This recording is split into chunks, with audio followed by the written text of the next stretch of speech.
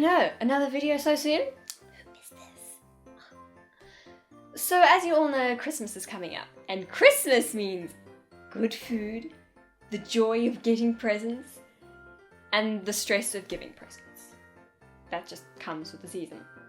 Now, my mother says that I spend 50% of my life worrying about presents, making presents, and just thinking about presents. And that is actually really quite accurate. I spend so much time thinking about presents.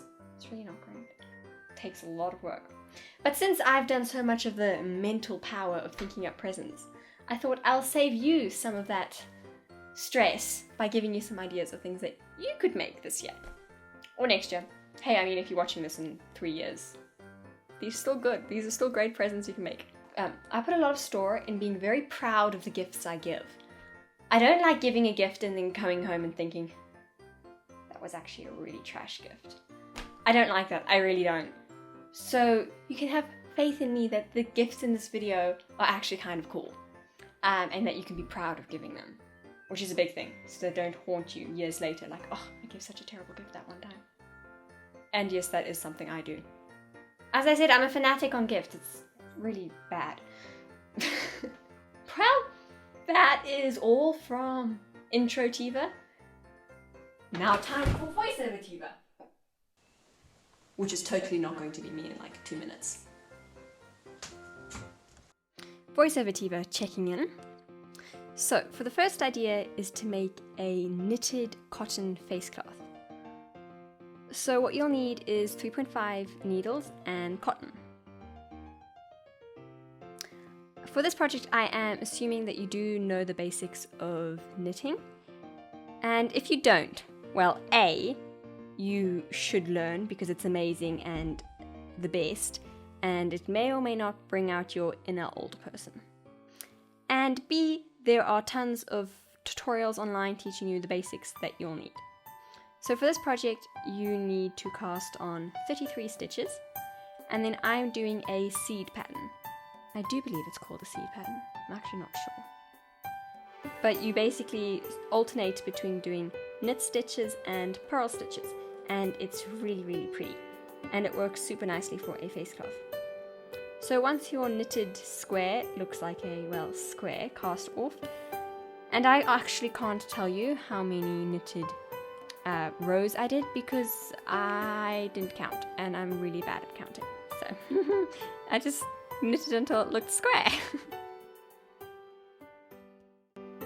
Now this next step is super important, and that is once you've cast off your tail ends of thread, you need to thread them back into your face cloth really nicely because cotton is really slippery, and if you don't want your whole face cloth to unravel after a couple uses, you need to thread the tails in nicely. So what I do is I split each thread in half, and then with a needle you go back and forth and around in whatever spirals take your fancy to lock the thread in place.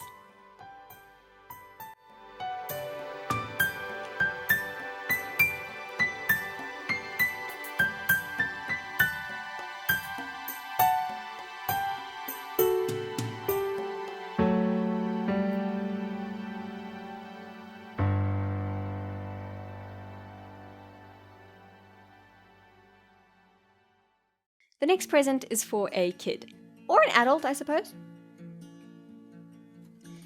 The gift is a ragdoll. So this is my first ever ragdoll, and my method might not be the most convenient and amazing, but it worked really nicely and mine looks great. So start off by making the head. Get a piece of fabric, stuff it with scrap fabrics, or old thread, that's what I used, and stitch it closed.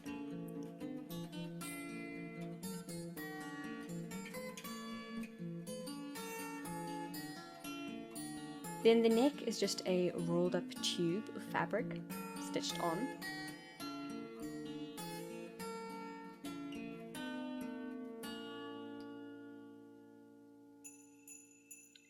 And this was how I assembled the arms and the legs.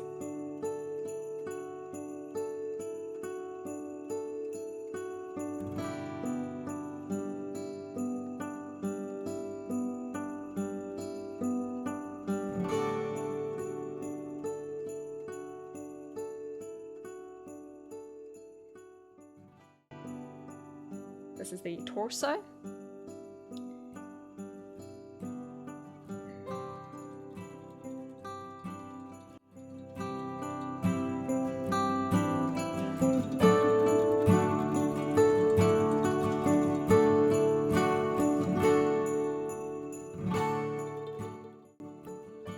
And then it's time to stitch all your pieces together so it forms a semi-person looking thing.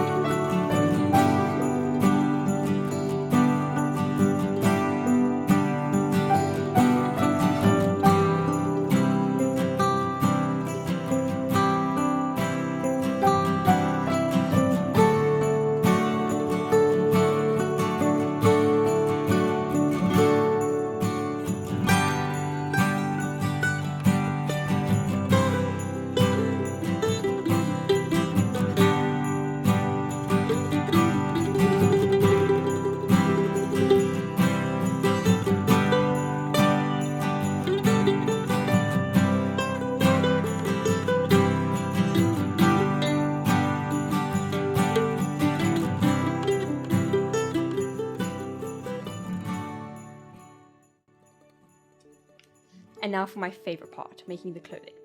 So I decided to do a patchwork dress. So I got fun pieces of scrap fabric and stitched them together.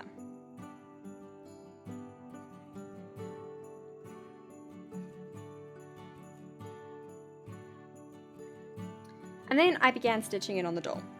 Now I am stitching the clothing onto the doll so it's not removable, but you can definitely make the clothing removable. If you really wanted to go the extra mile, what you could do is make a whole change of clothing so that the child can redress their doll in many different ways.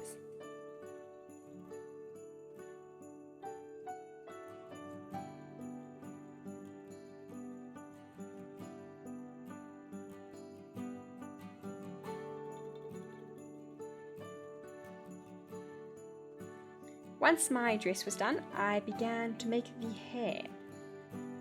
Now I took a card and wound around the thread a bajillion times.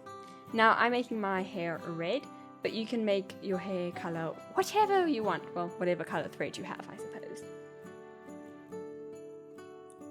Once there is a nice big bundle of thread, take little pieces of thread and tie them around the thread. Doesn't that sound confusing? It's not actually. And it divides the thread into little sections.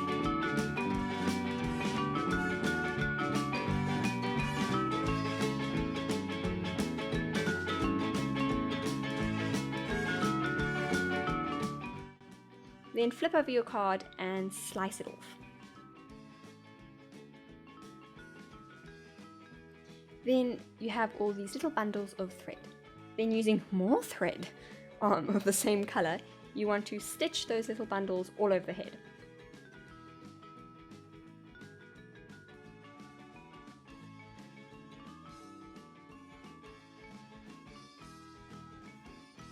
And just because I wanted to do a fun hairstyle, it's not really a hairstyle really, I suppose, but I just added a little plait to the side of her hair. And voila! It's all done. I am actually really pleased with how she turned out. I think she looks great, and I think any kid would be happy. Just make sure you stitch them really nicely because you don't want them to break. That would be quite traumatizing for the child, I'd say.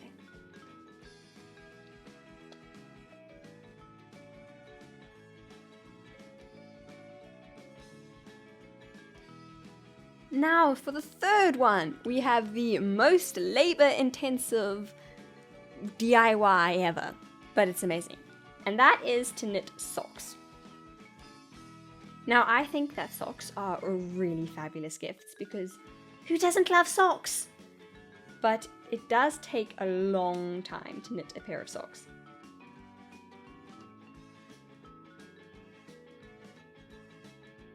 I will link the pattern for the socks down below in the description. If you want to attempt to make it, I would really recommend it because socks, they're just the ideal gift. I mean, really, someone gave me a pair of knitted socks for my birthday or for Christmas. I would be so happy. Socks are just the best.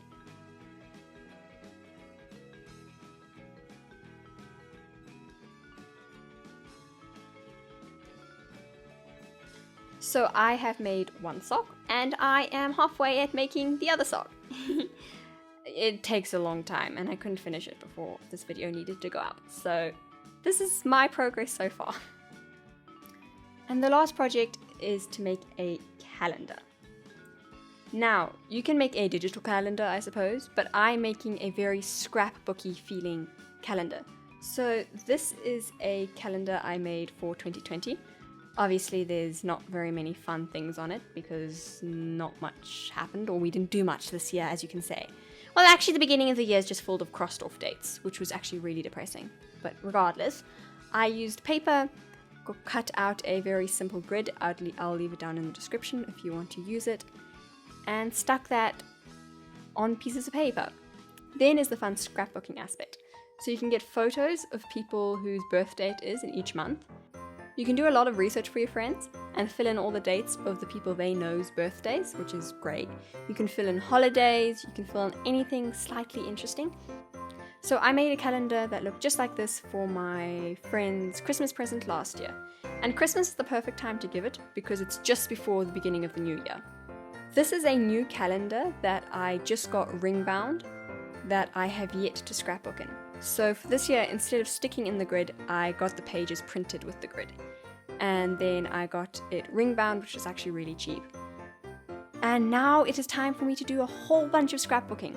I'm so excited to do it. I made 2 others for my friends so that they can customize their own calendars this year, which I think would be really cool. I really hope you enjoyed this video, and if you did, maybe like it. And hey, comment, I mean, if you would. And subscribe, that would mean a lot. Bye!